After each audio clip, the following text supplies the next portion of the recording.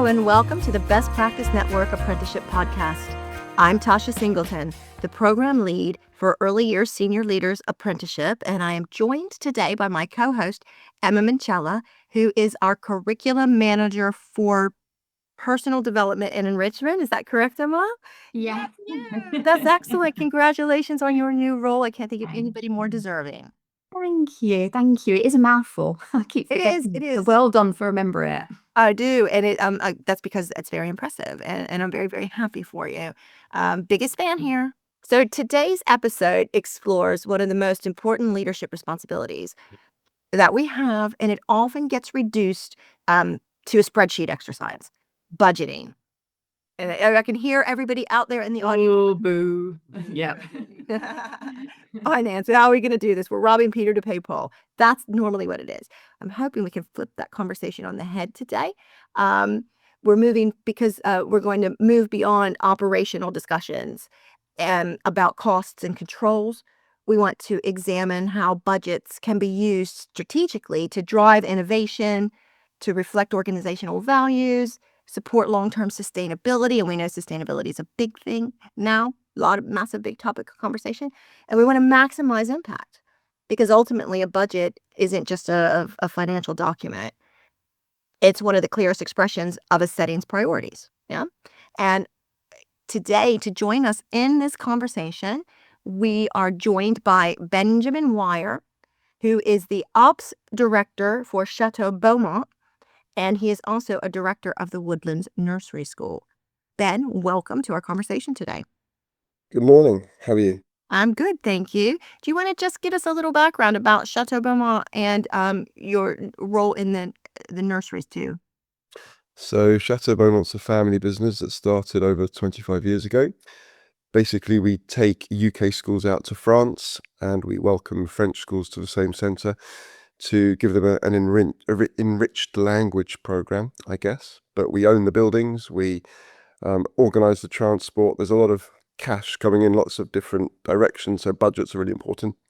And understanding your costs. And then at the nursery, lots of people in this room will understand the costs and constraints that can happen in a nursery and the importance of getting your spend right. And then we have a private nursery as well. Think of us as on the periphery of education. Right. Yeah. And I think you're exactly right, because immediately when you start thinking of budgets in a nursery, the first thing people inevitably talk about is funding rates, the constraints, what you cannot do, what you can't do, don't have the money to do. So I think, and that's kind of what Ben and I, when we had a conversation about this, is what we want to do is kind of discuss how we can be more clever and how we can think outside the box. And Ben, you brought a lot more of that than I did. I will certainly admit, budgeting is not, this is never, and I've learned a lot actually when we've started discussing this conversation about trying to be more creative and think outside the box. So we'll start off with Ben, thinking about the real challenge in budgeting. Is it truly the amount of money that you have available, or is it more about your priorities and how you allocate that money? I kind of think it's both, which is maybe not the answer you wanted. That's fine. This is reality. We're talking. Yeah. It is about the amount of money available, and it is about how that money is allocated. And I think that in order to dig deeper, we need to look at how that budget's been allocated from a strategic point of view.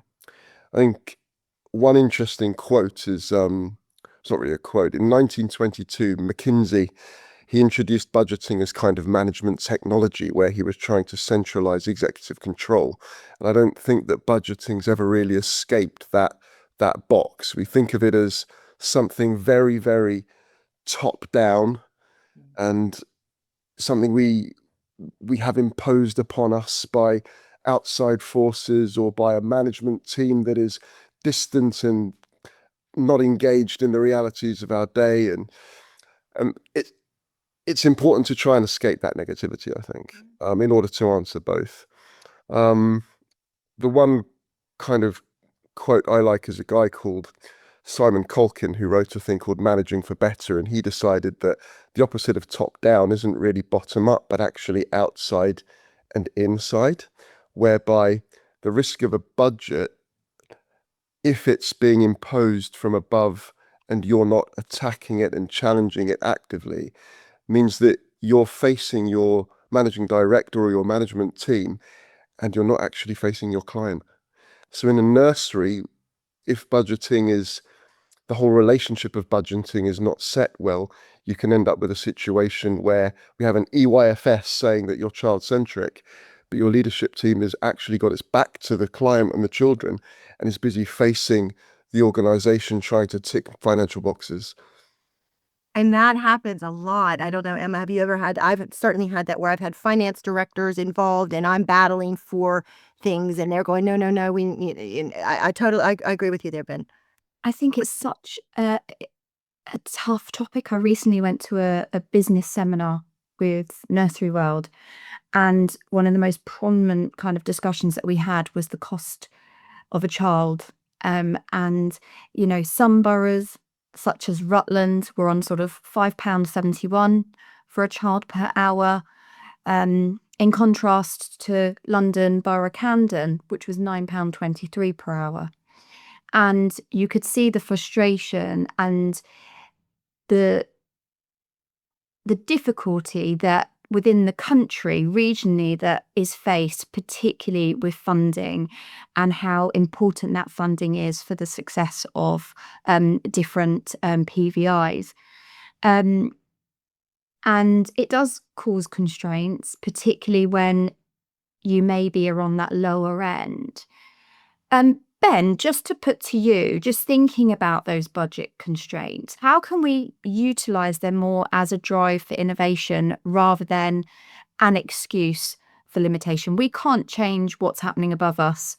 We can push, we can stand and be strong and use our voices, but that limitation is always going to be there unless there's a massive overhaul. So how can we move that into a drive for more innovation? What do you think? So I think we have to be strangely very clear about our values. And we talk about values in the early years, but we shouldn't talk about budgets as a separate, disassociated part of that. So if I said to you, you have a nursery and you can spend on one thing only, what would it be? Would you spend on staff training? Would you choose resource? Would you make sure you had the best, most nutritious set of food, knowing that a lot of children will not be able to access it in the way you hope because they're just simply not attending the nursery enough? And do you want them hungry or do you want them fed? There's a balance there. So it's a fair question. If you had a choice and it was that stark, what would you choose? I would just be thinking of sort of Maslow's hierarchy of needs, and I'd be working right from the bottom all the way up to the top. Yeah, agreed 100%, because if you're, if a child is hungry, they're not going to concentrate for a lot of reasons, and we know that, right? And also that's, talking about cultural capital at its basic level is nobody should be hungry. So yeah, I think I agree with that. But that really does put it in a black and white kind of context, Ben. Because I was started immediately going, ooh, that really sets what do you actually prioritize? And I think that's amazing. So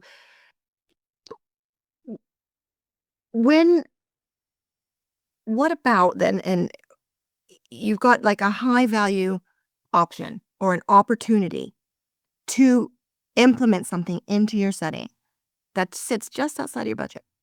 Yeah, they're going, you've got this much money, delegate it to you for this task, but it's going to cost, it's out of the budget. Oh, I can't do it. A lot of people would say, well, we just can't do it. What do you think about that? I think that the roots of the answer to that is in the relationship you would have with the person holding the purse string. So one of the problems with budgets is that you often get two potential extreme outcomes. One whereby somebody without thought or without discussion just spends the budget, and yet for an extra 5% they had a much better value option. A classic example might be maybe you need a new lawnmower if you're lucky enough to have a nursery with grass, and you spend your budget of £1,000 that you've been given to sort that out. But if you had spent £1,100, you would have had a 5-year warranty on servicing and parts. but did you bother to challenge? Hmm. The other extreme is that you spend it without thought, completely without thought, and then you run out without a pathway, and you've just seen it as your limit. So from my point of view, a good way of thinking about budgets is it's an opportunity to positively challenge the person that's setting them. And you can do that in a number of ways. You can say, hey, if I were to come under budget on this particular project or on this allocation, am I allowed to keep the difference and spend it at my own discretion? You could say, listen, you've set the budget, but what you can't set is global economics. So you've set this based on Monday, the 1st of January, 1 year, and 2 months later, costs have changed, priorities have changed.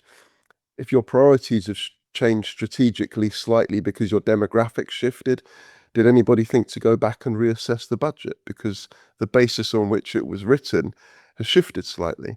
So one thing you can say as well to help that I found with the budget is once it's been given, you can say to the person, listen, can we have a budget review every couple of weeks, every month? We spend a lot of time talking when we're during the virtual classrooms and the apprenticeships about that upward influencing, and that very much figures into the strategic business proposal that is that you're being asked to do at the end for part of your endpoint assessment as well. And that upward influencing would be this challenge, I suppose. And that's, for me, that's the shift between being an operations manager to truly strategic thinking. An operations manager goes, right, this is my budget. I need to figure out how I can get best value for money and within the amount of money that I can allocate it. A strategic leader would go exactly what you said. This is actually better value. Oh, we're going to spend a little bit more, but we're going to get better value over the long term, right? So yeah, that's really interesting, actually. I think it starts right at the beginning. Say you're going to be interviewed for a job as a nursery manager, or say you're in discussion because someone wants to promote you. One of the most important things is to ask questions of the interviewer, and one key question could be, how is your budget? How is the budget set, and how is it aligned to the company values or the organizational values? And I bet you that will stop them in their tracks a little bit. And the way they answer will tell you a lot of what you might hope to know.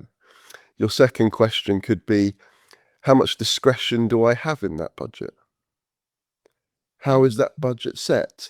And again, you will learn so much about what you're getting yourself into just by, even at that early stage before you've taken responsibility, trying to see how well it's aligned with the values, because it should be aligned with the values. If we're Woodlands Nursery School, imagine if we didn't have any thought about how often we spend time outside. That would be crazy. Yeah. But it's the kind of thing that happens. And we've all been, I think, in those situations where we've been promoted into a position with responsibility. But has that also been matched with the tools to actually exercise that responsibility? Hi, Tasha, you have a responsibility for this. I'm giving you this budget, but every time you spend, I want to see a purchase order. Yeah. Yeah. Well, and have you got a credit card that means you can do it, or do you have to ask for a central person to process it after a number? Well, that's not keeping you agile. That's not making you dynamic. That's constraining you when you supposedly have responsibility. And I've been in both of those positions, actually. I've been in a position where I had to beg for basic resources for the nursery, and I've also been in a position where I've had the credit card that I could go and I could spend, and I was trying to. It was for a nursery that we were trying to to build up.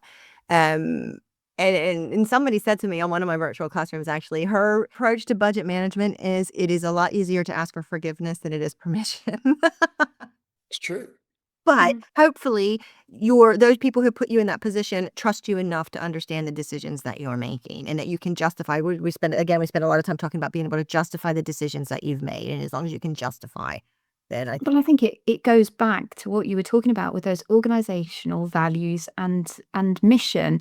If you're given the autonomy and you've been given that responsibility, surely that is what you would ideally like to see. But I think there is always I've definitely been in both of those positions, like you both, where you've had that autonomy, which is fantastic, and you can make some real headway.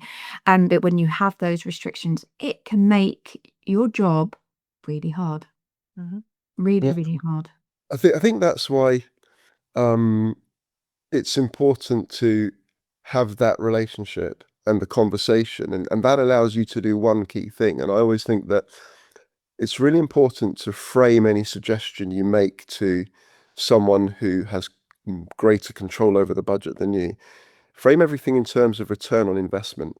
And if you know your company values and what you're trying to achieve in your nursery, that makes it so much more easy. So that's the first point, I think. Frame things in terms of return of investment. But I would say also go in with proof of concept on a small scale. I gave Tasha a really stupid example whereby I said you could go to the purse holder and say, hey, I want all this money because we're into growing our own food and I want to build some flower beds out of wood. I want to dig up this bit of the garden and we're going to have this and we're going to have that. And that purse holder's thinking, how are they maintaining it? I'm going to be putting staff time on digging this up and gardening. I'm going to be spending time redoing it again when the busy period comes and it all goes to hell and we've got to start again and we're going to be asked to rebuild again. Well, you've set yourself up for a fall a bit. You could go and say, you know what, the scrub bit at the bottom of the garden, just when we had a bit of a downtime, I got some potatoes growing. I know what I'm doing with those. They're really hardy. They'll work out, and all the kids eat potatoes. There's no real allergies really. And actually, I've saved over the past 3 months £10 a week on the food budget. Based on that, it really ties in with our marketing and whatever, and our principles on growing food. Would you support investing in a couple of beds and we'll just do potatoes? And if we save that £10 a week over 20 weeks, can I have the money saved? Because I want to buy the sensory shed and I can get it bought. And that says two things. It says to the guy, you're looking after my money and I respect that. And you're thinking about it in a clever way and you're coming to me with evidence rather than gas. And you're being realistic. You're not overstretching. You're giving them confidence in your ability to think strategically and sensitively about a constraint, and you've empowered them to help you. I think, and that's upward influencing, isn't it? That is definitely upward influence. And you're slowly, behind the scenes taking over the world as you implement more and more. It's that slowly and slow and steady. I love that. Well, and thinking about that and kind of going along those lines as well. Is there a difference then? And I think there is, but what do you think? A difference between spending money efficiently and spending money strategically?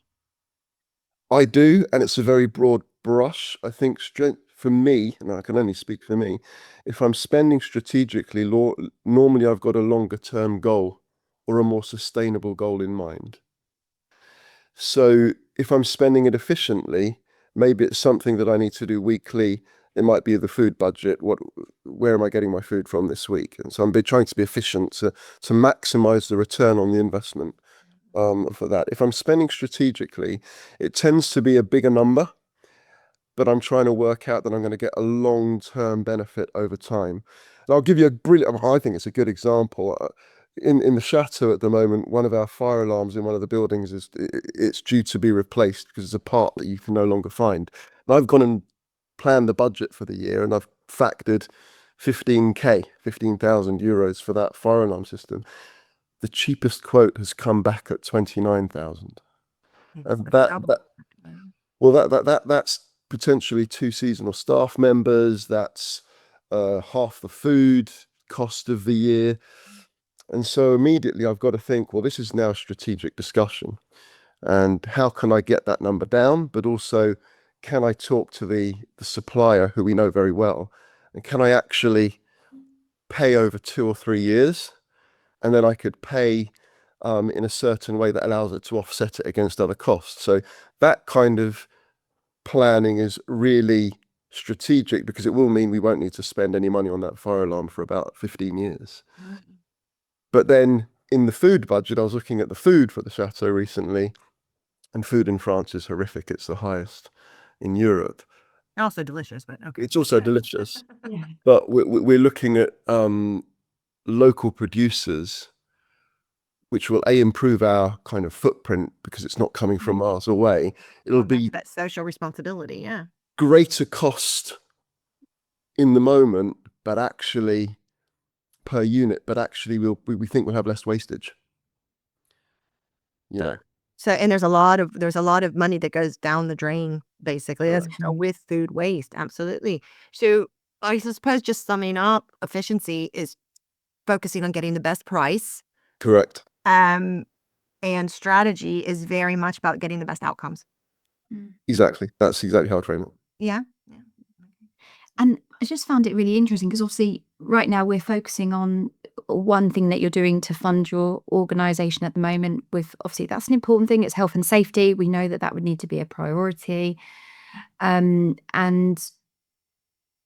I suppose when resources are limited and you've got this issue, should organisations prioritise people, experiences, or physical resources? Because you mentioned quite a lot there. You talked about 2 seasonal staff.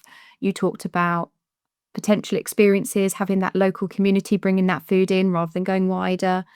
And obviously that physical resource, which is that fire alarm. So you're taking all of that into consideration. Sometimes it's really difficult to decide where you put your finances. We had that interesting discussion, didn't we, at the beginning, Ben, that question that you asked us before we started recording. How did you frame that when you were asking us about our strategies and our priorities, basically? I can't remember. Were we talking about our values or Yeah, the values, and if you only had a certain amount of money. if you only had a certain amount of money, what would you do? And I was asked that in France a long time ago. And my glib answer was your people. Because I think your people in a nursery or in any organization, let's take the nursery, the people are your children and your staff. And, you know, you shouldn't, I don't think you should divorce the two. So, for example, at Woodlands, our policies, if they have to reflect on the staff. So if we say discover, wander, grow, we have to try and show that our staff are discovering and wandering and growing as well. It's not a child focused, it's a community focused set of values. And that allows me to say that if I have a choice, my vote is always let's upskill and let's give training to the staff, because ultimately they're your best resource. And there's that famous quip, isn't there? There's that famous quip where the financial director, the budget holder, says, what if we invest in these people and they all leave? And the managing director says, hang on, what if we don't invest in these people and they all stay? And that's a nice quip on the whole budgeting debate. You've got the strategic overview from the MB saying, if we don't invest in these people and they stay, we have no future. Yeah. So it's quality and experiences and outcomes all right there. I would agree with that. And I can't get away from the fact that everything that we are discussing, we're talking about money, we're talking about budget, potentially a very dry, very boring subject, is going back to quite a lot of what we have looked at in the virtual classrooms. It's gone right back. We've talked about ethics, or values, and our social responsibility as well. It's all tied up. It's not just one thing. It all marries together when you are making these strategic decisions. It just adds layer upon layer to the decisions that you are making. And the last podcast that was recorded on sustainability, this feeds so beautifully back to that. And I still feel that money is such a taboo subject in the UK. I feel like it's a taboo subject. People don't like talking about money here. It's closed, isn't it? It's private. And Ben, you said something that if you're setting a budget, you need to review it every 2 weeks because of changes. And I think it is something that as leaders and managers, if you don't spend that time and it's like, oh, budget, as you say, oh, don't really want to do that. Oh, that is taxing. But we don't learn, we don't have that opportunity to get better at it and to be strategic with it unless we're working within it and we're looking at the opportunities that are arising.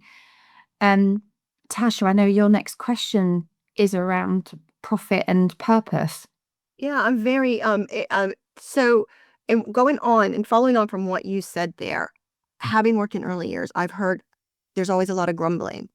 Oh, the directors, he has a boat, or oh, the directors have a holiday home here, or they have a holiday home there, or whatever. And so it almost like they're demonized because they're making money off of their nursery. Never mind the provision that's provided and how excellent it is.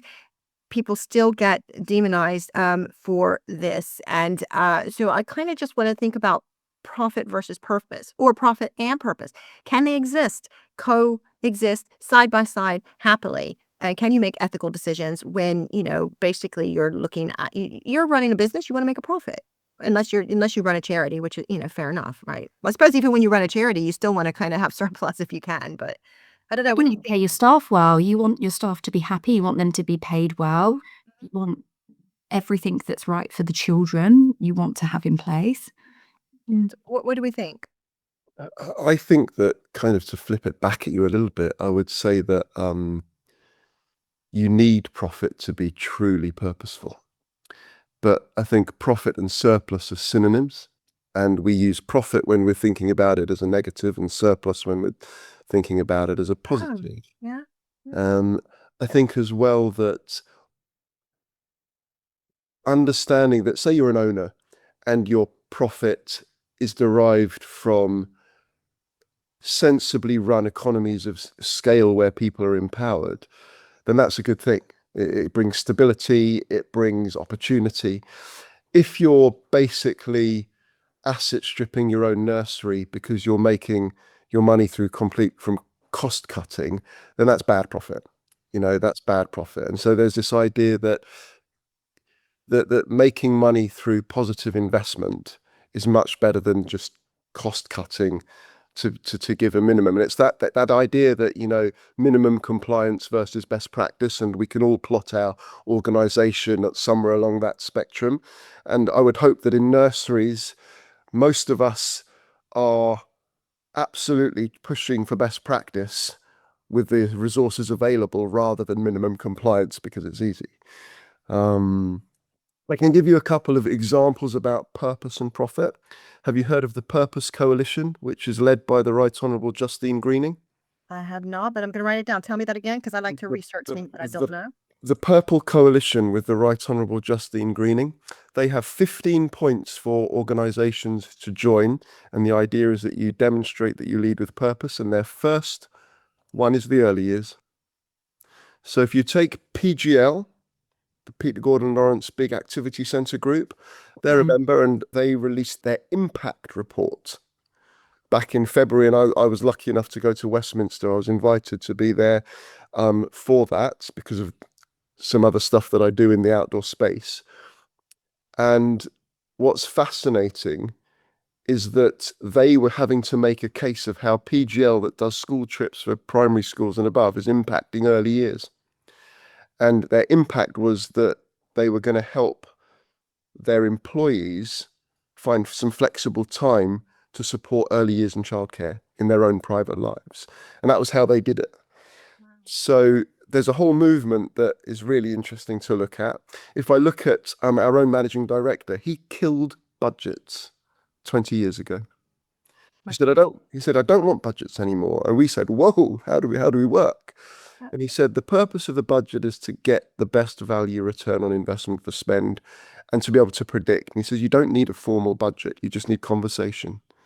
And so he said to me, because I was his manager at the time, he said, I want you to get 3 quotes for everything, and I want you to make a case to me for anything you need, because I don't want you to just spend your budget without thinking. And he said, and I don't want to miss out on the best value because it was 5-10% more than an arbitrary limit that I had set.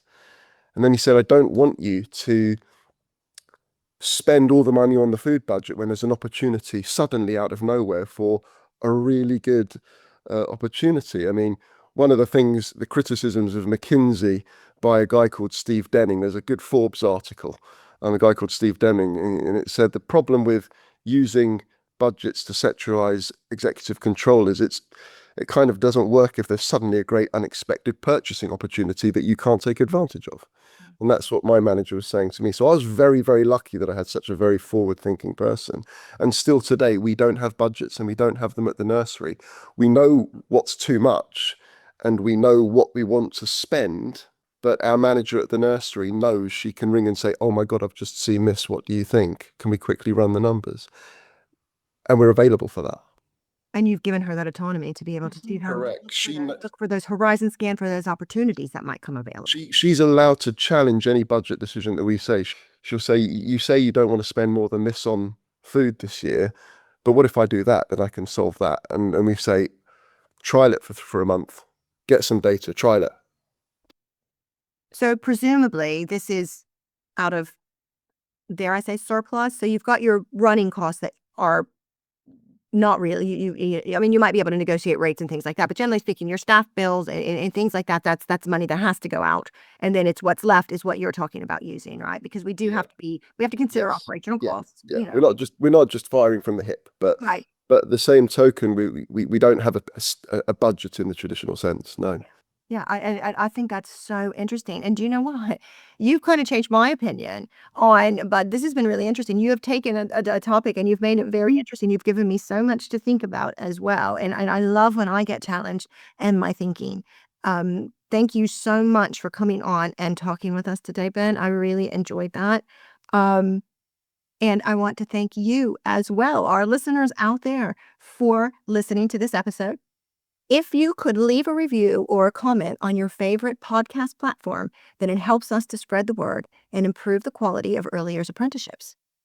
You can also contact us via our podcast email, and that is, Emma, it's podcast@bestpracticenet.co.uk. That's right, isn't it? Yeah.